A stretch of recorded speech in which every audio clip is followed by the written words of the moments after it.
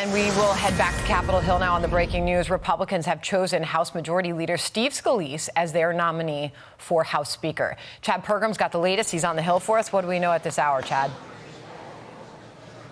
Sandra, good afternoon. What they've done here is this was a secret ballot taken by House Republicans, and they picked him to be their official nominee on the floor. Now, we've had a lot of House Republicans say they are willing to support whoever wins in the conference. This is the intermediate step here. You have to win on the floor to become Speaker. That is a higher bar. He got 113 votes in the conference. They need to get to 217 on the floor.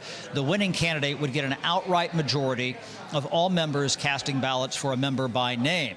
We had some indication earlier from Ken Buck, the Republican from Colorado, that he was disappointed with some of the answers there. He might vote present. We have Max Miller, who is a Republican from Ohio, and he supports Jim Jordan. A lot of times members coalesce around fellow members from their state, and he says this is not over. He says, I'm still throwing my support behind Jim Jordan for Speaker.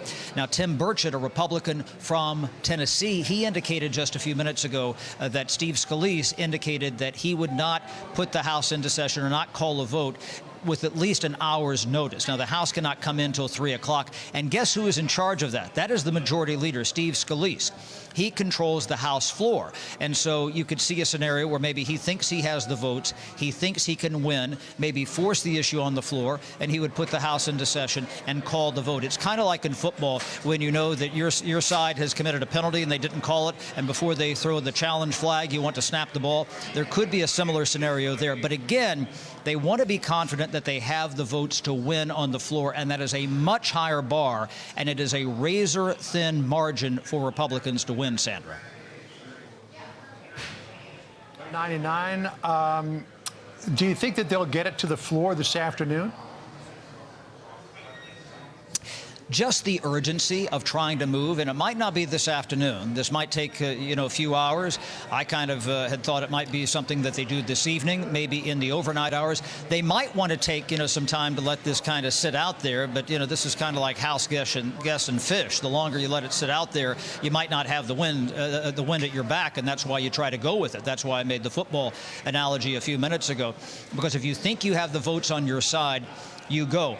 The danger for Steve Scalise is maybe if they have a vote on the floor and they come in really low below that bar, that's a problem. They wanted to avoid this scenario where back in January where they voted and voted and voted round after round after round over 5 days for Kevin McCarthy until they finally elected Kevin McCarthy the Speaker. Some have told me that they think it has to kind of go that route before they get a Speaker, but they also don't want to sit in this stasis and not be doing anything. And again, underlying all of this is this crisis in the Middle East. The longer that they don't vote, they can't move a resolution to condemn Hamas.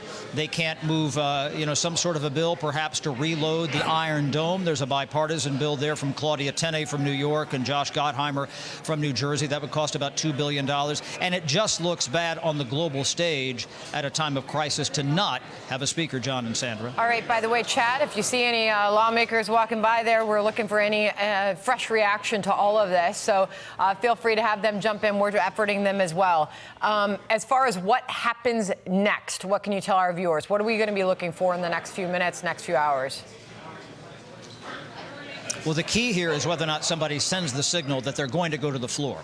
The House is out until 3 o'clock, so nothing will happen until 3 o'clock Eastern time. But if we get a signal that maybe starting around 3:30, 4 o'clock, they're going to actually force a floor vote, this is where you would have people speak in nomination, put in nomination Steve Scalise.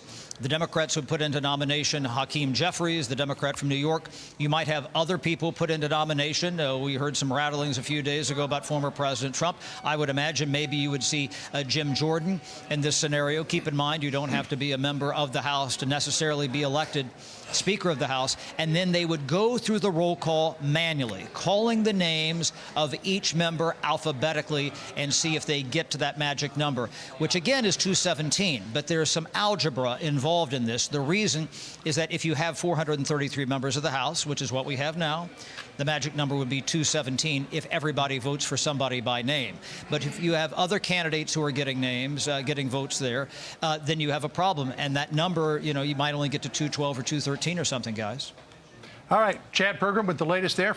I'm Steve Doocy. I'm Brian Kilmeade. And I'm Ainsley Earhart. And click here to subscribe to the Fox News YouTube page to catch our hottest interviews and most compelling analysis.